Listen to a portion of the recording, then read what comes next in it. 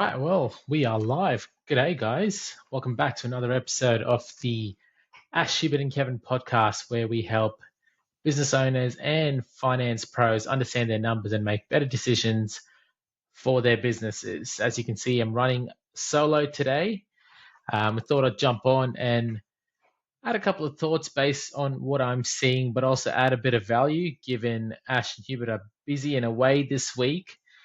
Two things I wanted to talk about this week. Firstly, I'm a finance leader, but I wanted to give you an accountant's view and thoughts on the recent elections in the USA and kind of how that'll affect Aussie businesses here. And also, it's good for us accountants to know that side of things as well. Why do I care about what's happening in the USA? Well, I'm kind of invested in it because I studied there for a couple of months, made a lot of good friends there, really love the region, love the country. Hubert is actually married to an American as well. So we're all a bit invested in the region. So it's always good to think about our brothers over in the US of A, but also think about how the decisions being made there affect us here in this great country of Australia.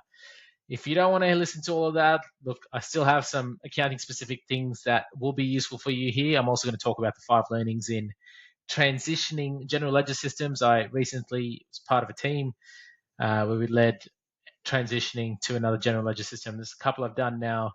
Some learnings that I've got, which I think will be very helpful if that's something that you're doing or if that's something you're thinking about doing in the future. So stick around for that as well.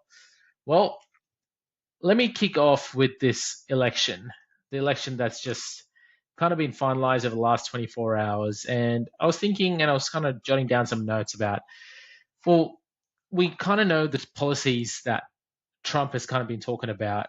I was thinking, how will this affect us as Australia? How will this affect us as Australian businesses? And what are the things that us as accountants need to be thinking about and adding value, or even starting to kind of explore with our business leaders or even our businesses to see the impacts this might have? So there were three things, right, that I thought about. So if I go to my first one here, the first thing is tariffs. Trump was talking a lot about tariffs in all his rallies. That's kind of been the large sentiment about, if this country doesn't want to cooperate, we're going to put a tariff on them. So I was thinking, all right, let's think about a first scenario.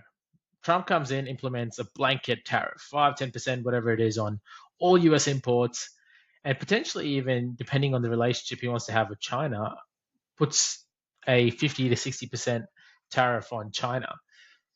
Now, there's a couple of impacts here to Australia that I can see if this happens, a blanket tariff or a tariff on China. A blanket tariff, well, US constitutes about 4% of Australia's total exports, and a blanket tariff could make Australian goods less competitive in the USA. So I think what we import are things like wine, beef,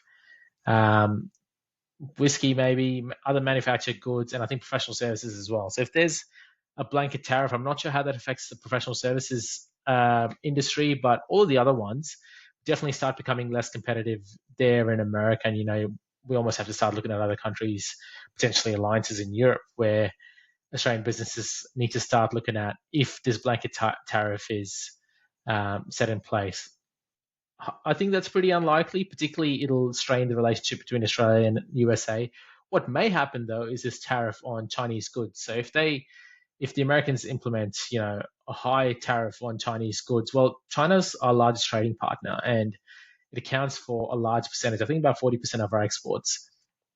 And a large tariff on Chinese goods by the Americans would slow down their economic growth, slow down their economy. They're already struggling.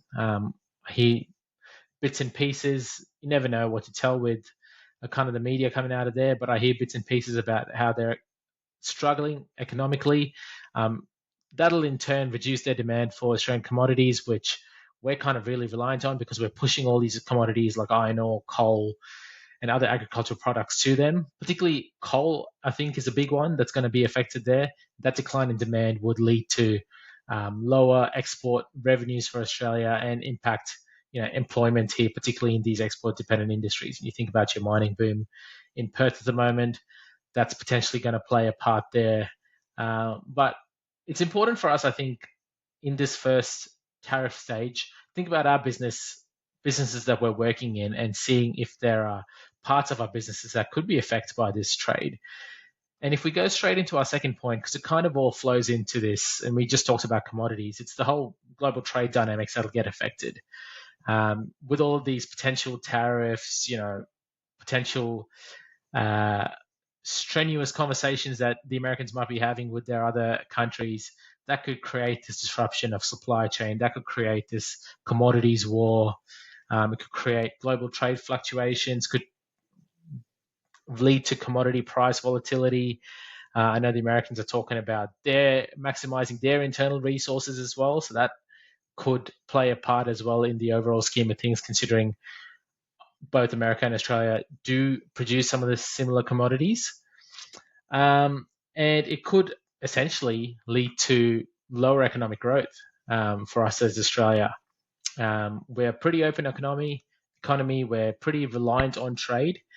And if we face any more reduced demand on our exports, that could lead to slower growth in our GDP. And, we're already suffering with a bit of an unemployment that could affect unemployment further, as well as businesses are forced to make decisions to kind of maximize their cash. So talking about the global trade dynamics that could be affected comes to our third point, the currency fluctuations that could happen. Now, Trump is very pro-America. All his policies will be pro-America, and his policies will aim to influence and strengthen the Australian dollar. That might happen with these increased tariffs, could happen with some of these volatility in trade. But generally, when the US dollar becomes stronger, the Australian dollar usually struggles and becomes a bit weaker. Now, this might actually help us because that would mean our exports become more competitive internationally, but it could also affect us because our imports then mean we'll be paying higher prices for Australians and businesses to rely on. That then puts in turn further inflationary pressures on our country. And, we're obviously just trying to curb that at the moment. We're already talking about potentially managing that over the next couple of months, potentially the next quarter or two, from which the RBA can make decisions, fingers crossed, for Australians. And that could, that currency volatility obviously will probably affect investment as well, foreign investment in particular. Now, that weaker Australian dollar might actually attract more foreign investors, but, could also deter investment if they do see a bit of economic stability. Who knows? Instability. So that's kind of where I got to when I was thinking about it. And I think it's important for us as finance leaders, accountants, and business professionals to think about these elements and how this might affect Aussie businesses and Australians in the next year or so. We obviously got a bit of time to kind of plan for it, but you can already see the markets kind of reacting to it at the moment. So if you like that, that's great. Would love for you guys to subscribe to it. If you didn't like that part, if you didn't like the economic and political overview of this, hang tight. I've got some accounting stuff for you. Now, the best and most important part of a presidency is the transition between the old president and the new president. Very important part to ensure stability for the country and for the government. And it's very similar in the transition from an old general ledger system to a new general ledger system. And you can see here, sometimes it's a bit awkward because a lot of people are very tied in and loyal to the old general ledger system. And when something new comes in, there's a lot of change angst. But, a lot of times it's a very good thing, but it's important that it's done right. I've done a few of these general ledger implementations in the last couple of years in my finance and accounting tenure anyway. I have actually been on the implementation side, on the project side, and the finance leader side, leading it as a sponsor, and even on the auditor side, auditing new ERPs as they've been implemented for businesses. So I've got 5 key learnings I've taken because I've just done one as well in the last couple of months. And it's funny because you do this and then you don't do it for another couple of years. You tend to forget your learnings. And when I went through this recently, I kind of re-jogged some of my learnings from my last couple as well. And I thought I need to document this down because the next time I do something like this, I need to make sure I've got these core principles ingrained in me, my teams, and the people around me. So anyway, here we go. Number one, new ERP, new processes. Just like new year, new me, new ERP, new processes. What do I mean by this? Well, when we go to new systems, a lot of time we migrate our existing processes or existing practices into those new systems. The worst thing you can do is custom make your ERP or your new general ledger system into your existing processes, or utilize this new general ledger system the same way as you did before.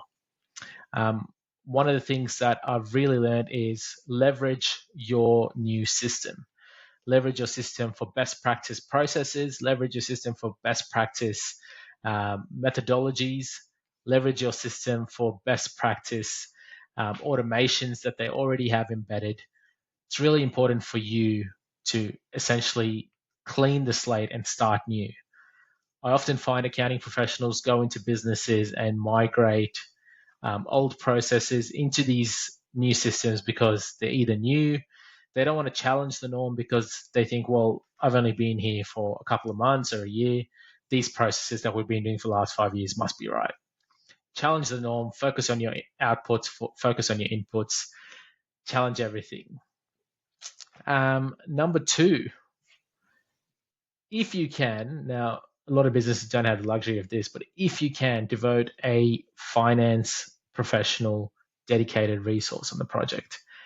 A lot of these projects often run lean, and I get it. Businesses are trying to run lean to implement something because they can't afford to have, costly headcount sitting in projects when they're just trying to get something up and running as quickly as possible. A lot of times you'll find people doing their day job as well as implementation.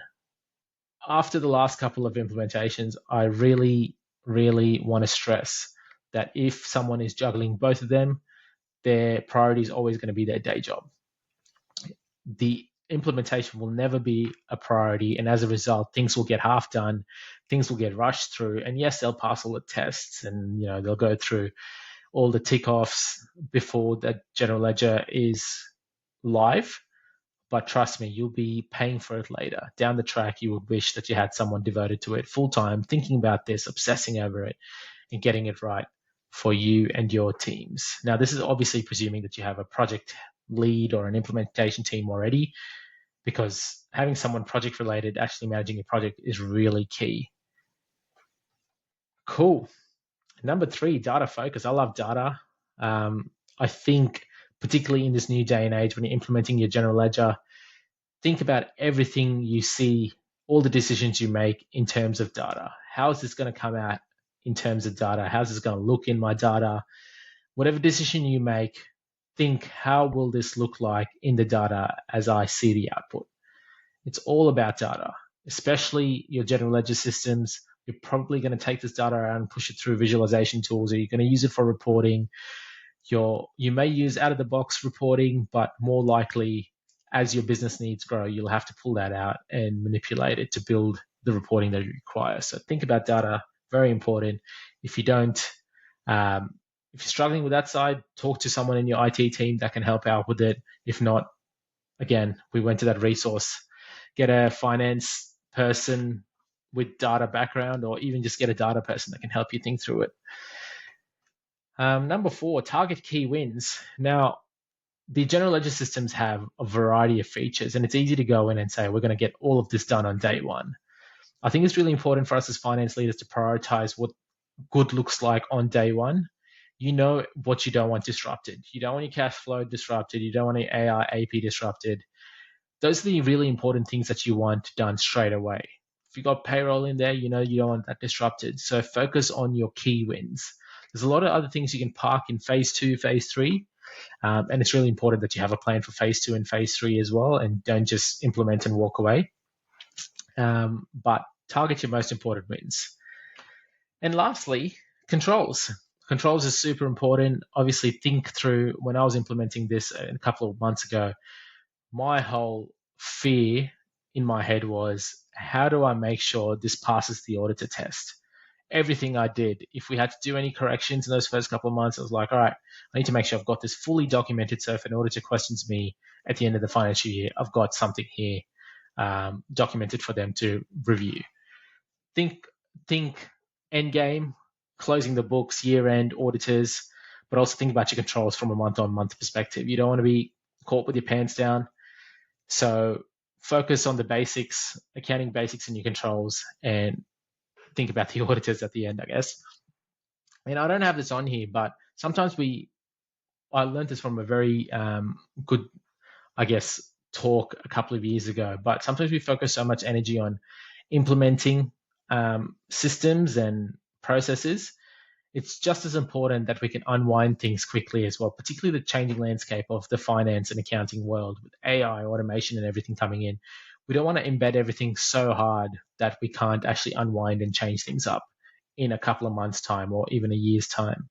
So make sure that everything you do is documented, make it easy to unwind where possible. And yeah, these are painful tasks, but you'll be thanking yourself by the end of it. Cool. So solo pod today. Thanks for jumping on. Like we always say, if you find value out of this, would love for you guys to subscribe to our channel. We love talking finance and accounting. We love talking business. Really passionate about seeing businesses thrive in this Australian economy as well. So if you like this content, like and subscribe. And we will catch you on the next pod, hopefully with more of us. Thanks heaps, guys.